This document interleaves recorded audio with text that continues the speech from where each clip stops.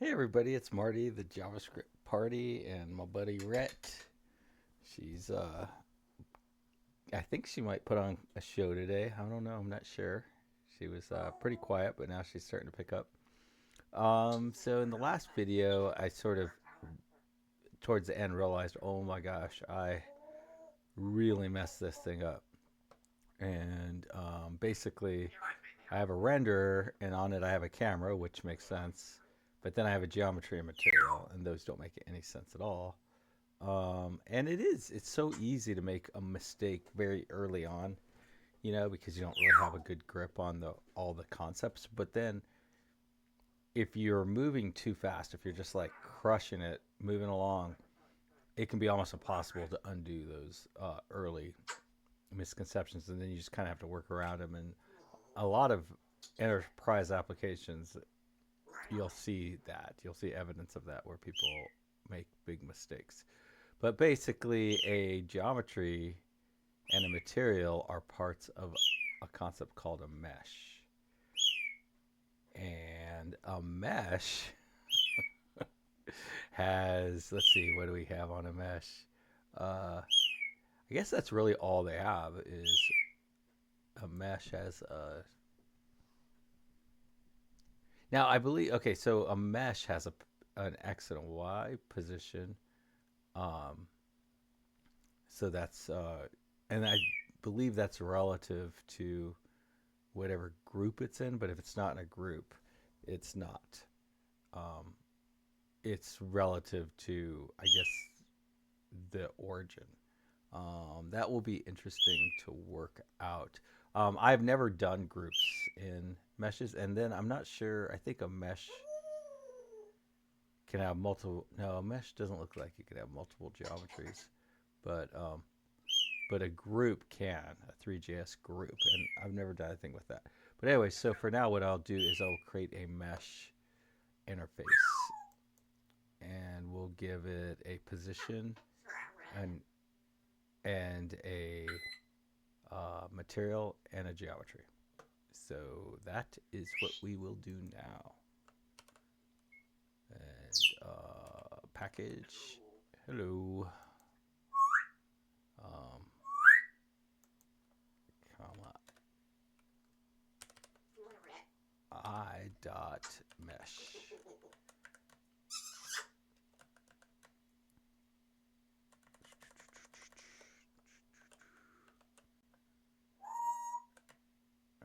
Mesh, right, st mesh,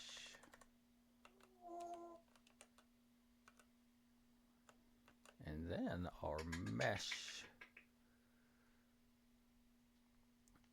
will, oh, then we'll run it. We'll run this thing, and we expect it to show up next to here. npm run imesh.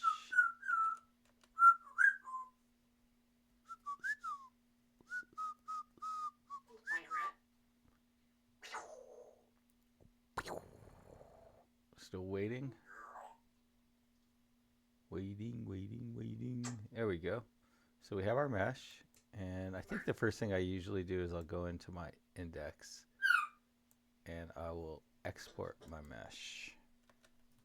And this is called a, what's it called? It is called, it's like a barrel file. I don't really know why it's called a barrel file. Does not seem like a good name, but that is what it's called. And basically, it's just a place where where you export all your meshes so that you don't have to have 100 different specific imports in whatever is going to be using all these meshes. So now we know a mesh is going to have what we call a position, which we did the same thing for geometries, right? I believe a geometry has a position. No. Camera? Has a position. So we know it's going to have a position, so it's have an X, Y, and Z. And I guess I should have a type.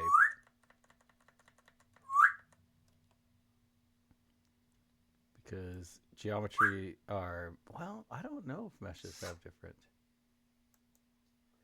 um, types.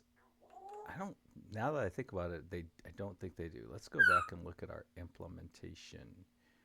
Um, so we create our material. Oh, normal. Yeah.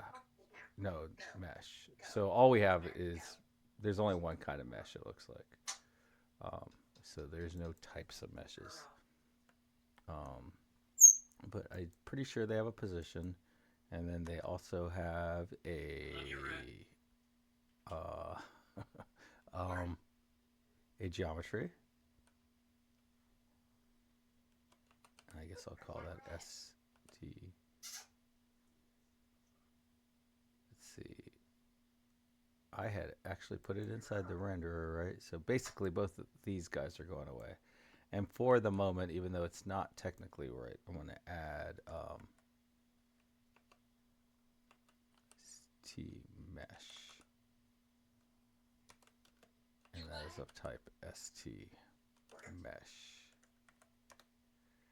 And then, yeah, so we don't need these two imports anymore.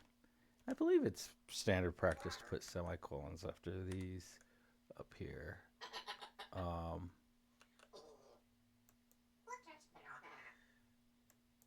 And so I'm just going to paste what we just took out of those other ones. And I will go ahead and tell it to import that. And see, now I'm assuming that it didn't put semicolons when I imported them last time. But all right. And so now what we should have is a bunch of stuff break, and we did. And I guess we already had it broken. And so basically it's saying that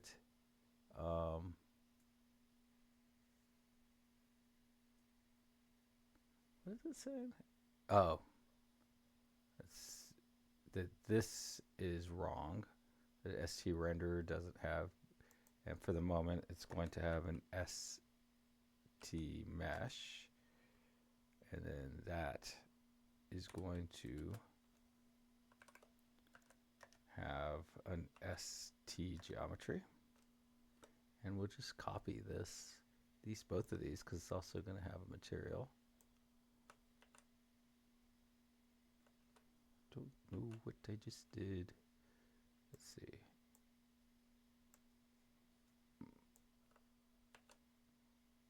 And then I think we also need a position. I think it's an ST position. Oh, I probably, yeah, I think I just call it position. Probably should revisit that whole thing.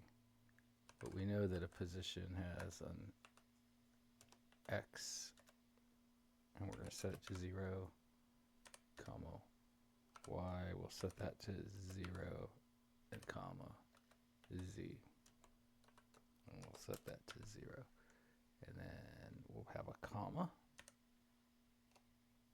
And that is all happy up here, but we still have errors down here because our geometry is now strender dot stmesh. And I know it's getting long and kind of unwieldy, but I feel like that is just so much more, I don't know, just easy to deal with. Okay, so now our mesh, let's just say mesh dot x, mesh dot, let's see what we got here.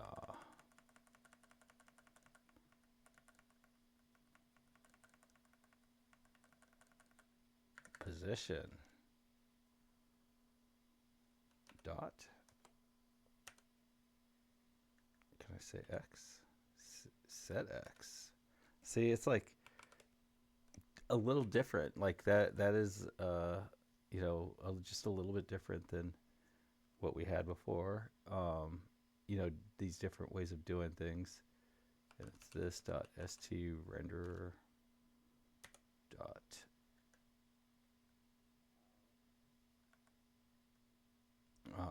mesh, st mesh, oop, mesh dot position dot x, and then, and so I don't know, the one thing that like I don't that just kind of keep in mind is that there's sort of inconsistent ways of doing these things on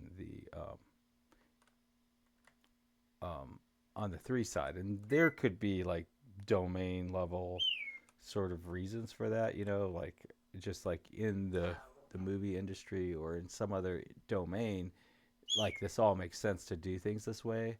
Um, it slides into maybe something that's been going on for decades and decades and stuff like that. But for us in the computer development side, consistency makes maintaining the code a lot easier.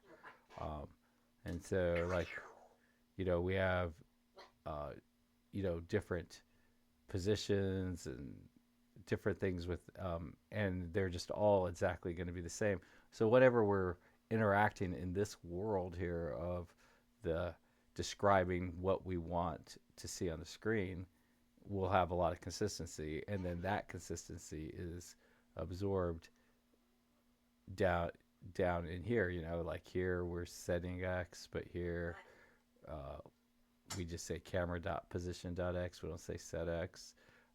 And I believe for the look at, where's the look at? Do you know that, Rhett? Yeah, see, a look at. We did this a whole different way. Now I think position, you might be able to do this exact same thing, where you set position or position. I don't know. Let's look at this.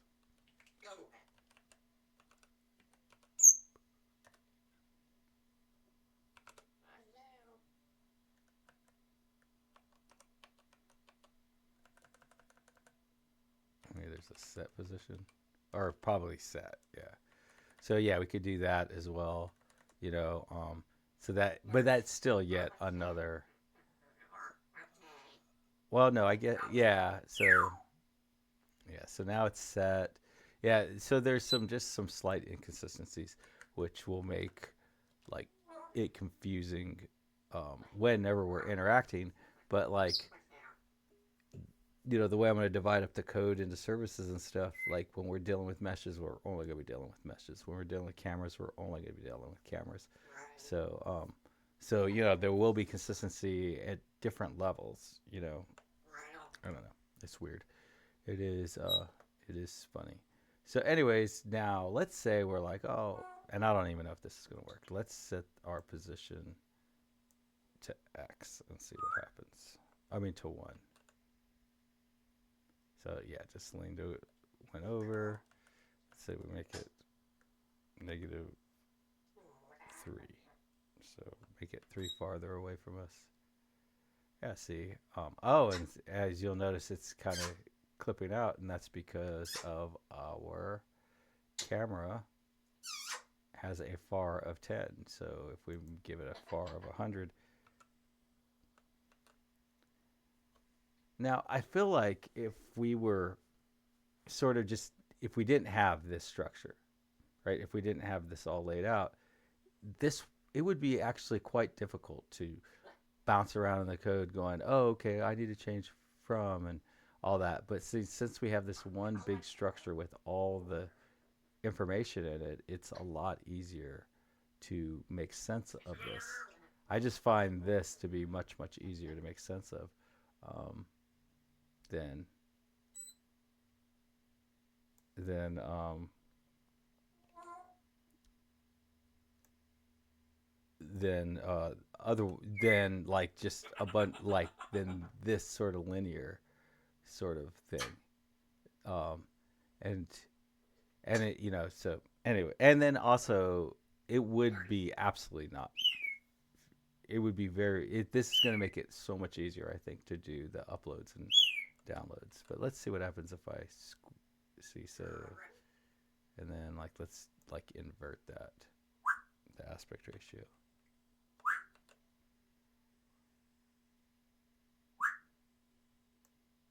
So make it like 8. So I think it would be really neat to be able to animate that, see what kind of funny things you would see by animating them. But man, Rhett is really going above. You're going above and beyond. You're being quite the showman, Rhett. Um, but anyway, so where are we? We are at 15 minutes. That's a good time. So next is we will. I think the render, we move this to a mesh. Obviously, the render does not have a mesh in it. Um, what the render has in it is a scene. And a scene, what does a scene have? A scene has an array of meshes. Um, so um, that will be tomorrow. I think that's all. Well, the scene, I do know that like a scene has a background color and some other things um, that we set up.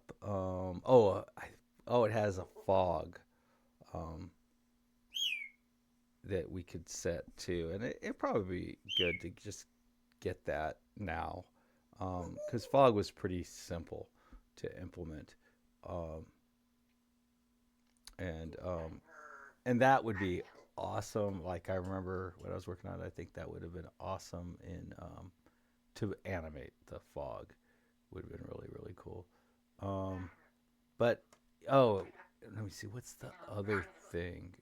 I think before we do that, we actually need to add the rotation into the mesh. So the mesh can also have a rotation. So basically, all we have to do is come in here. Let's just go ahead and take care of that.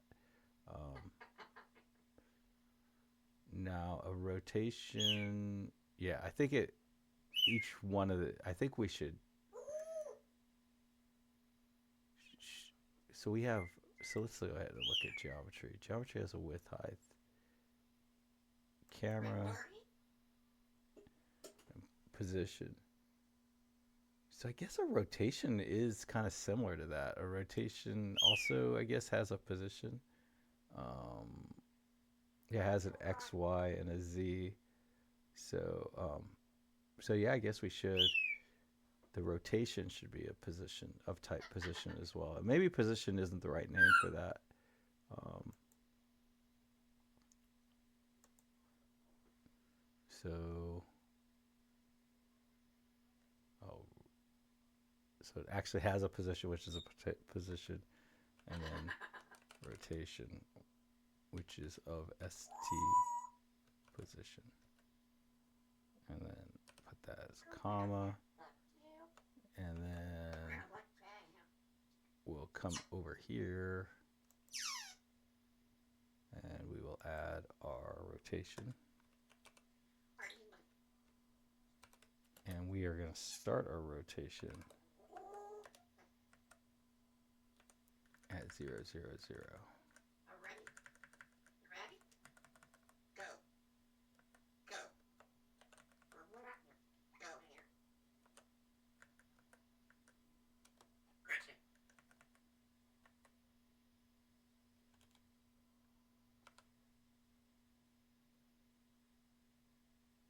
I don't really know what is the problem. What is your problem?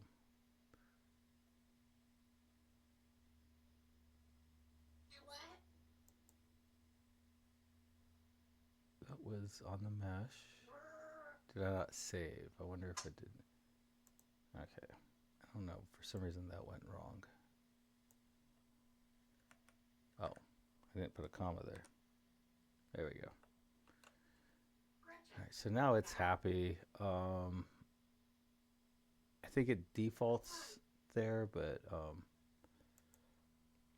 think we can say mesh dot rotation.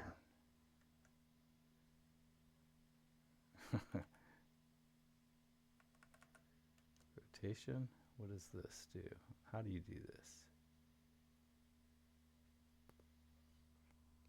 Dot x equals this dot st renderer dot st mesh dot rotation dot x.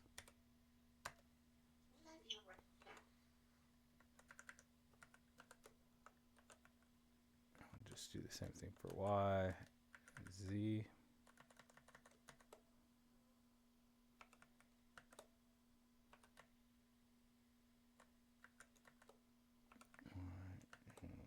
Z. And then let's see. Let's see, rotation. See, I don't think we can really do anything with this because it's moving. But what we could do to see this is we could actually just disable this for the moment. So yeah, so if we do that one, and then let's, if we change x to 0, so there's no rotation whatsoever. And then I guess this is kind of hard to see because we're at an angle. 0, we'll move it over. And then 1.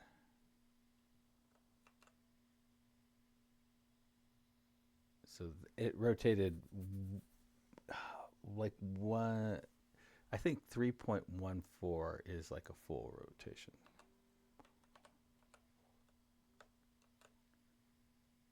So basically we're looking at the back half of it now. So if we do like half of that, so 1.6, that's rotated straight up. Let's say 0.4, because it's like, I think 3.14 is 3 pi is one full rotation, like where it's a full 360. So let's see, so let's go 0.8 now.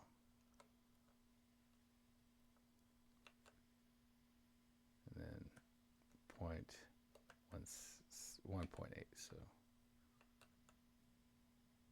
So that's like more than half of 3.14, right? So then 2.8. And then 3, 4. It's basically the full thing. Now, I remember though, and this was like another one of those things that I would have loved to have dug into, but like it was difficult in the other code because the other code had gotten a bit convoluted. But where it rotates around, like I believe right now it kind of looks like if we just have it rotate around the x-axis.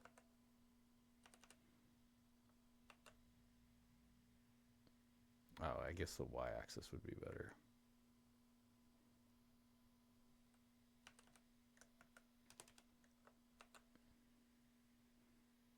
And really, the z-axis is really would be the easiest one to sort of observe.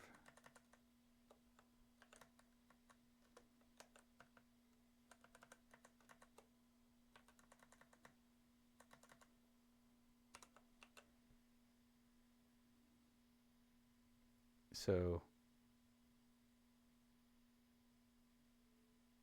I think that this right now is rotating right around the middle, which is exactly what I would expect. But I found other, let's make this thing like taller. The height is 3.5. But I found other scenarios, I believe, with like text where it wasn't rotating around the middle, and that's kind of what I expected it to do, but it didn't. It rotated around like the left, or I think the left lower corner. Now it is kind of confusing to me that like the text meshes don't rotate the same way, I think, as these things. I don't know. It'll be interesting to dig into that too. But I do know that you can kind of you can totally control where the where the where it rotates, what part of the mesh it rotates off of. So I definitely want to do that. Yeah. So, anyways, yeah. So we did that, and so we've blown out the time. It's 25 minutes. But the next video, basically, um, I'll work on the scene, bringing the scene, making strong typing around the scene. So then, and then the scene will have an array of meshes, and yeah, and then the mesh will have the geometry and the material and its own size. So that will be next. So we can have basically a mesh. I don't, and then after the scene is done, um, that seems like that'd be a really, really good time to sort of then put this into its own,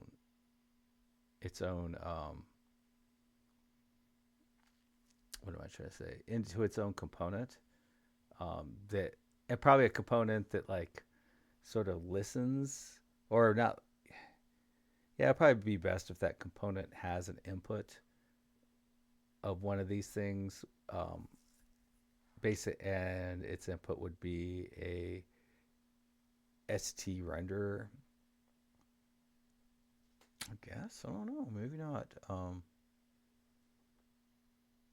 Yeah, I guess it should. It should have its own ST renderer, and then that thing should, the component should take it and sort of interact with the services to generate a renderer.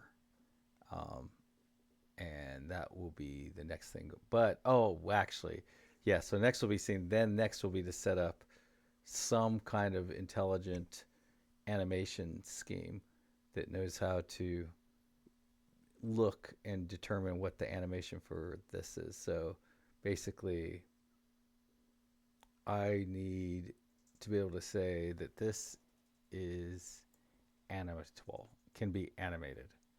And this guy needs to be able to take its mesh and determine if anything it has, determine if it has anything that needs to be animated, and then what those values are. Um, so I don't know if like this should go. I think in the other one,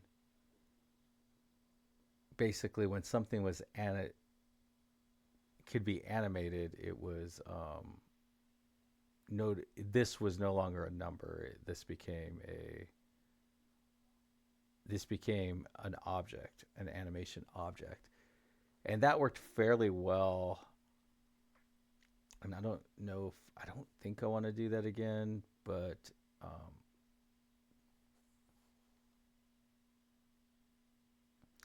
yeah, I think it.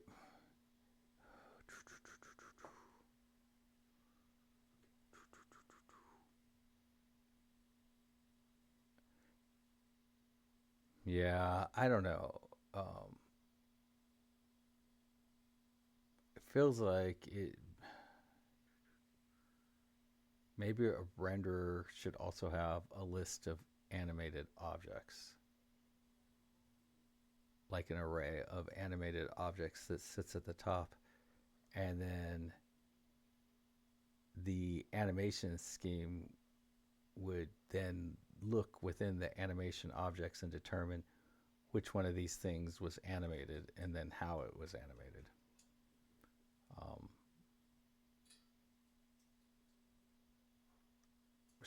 well, and I guess the animation object, the list of animated objects would also have um, how it's animated. Like it would have some sort of animation descriptor that describes how it's animated. Yeah, I think I'm gonna go down that route. I hope it's a good route. Um, that's one of those things where I just don't have a lot of confidence that I'm on the right path. But maybe I am, maybe I'm not. Maybe you know, New Year, the last couple weeks of 2025, I'll be saying, oh crap, I really blew it on that early animation object descriptor decision. I should have gone down this route.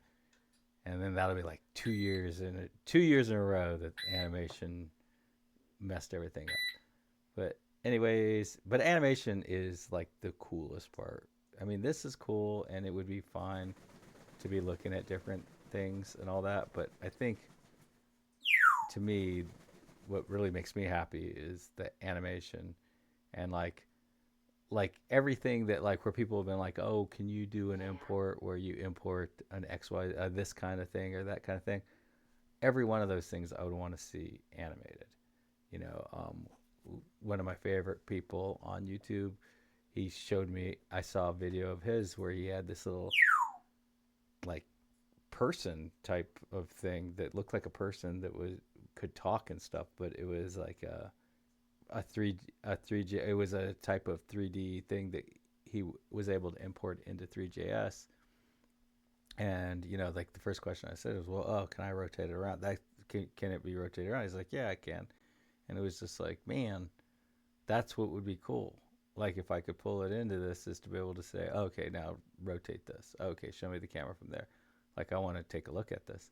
And I do know that, like, and I don't think this is much of a problem anymore, but when my wife and I, the first attempt we ever did at like 3D printing, we would download like 3D uh, files, and we would try to print them, only to find out that, like, no, only the front piece of that thing was done, and we didn't really know exactly how to look at the whole thing, So like a tool like this, if you pulled one of those in, you could just rotate it, and you could just all the see all the different parts of it and all that, and see if it makes sense. But anyways, happy coding, everybody. Bye.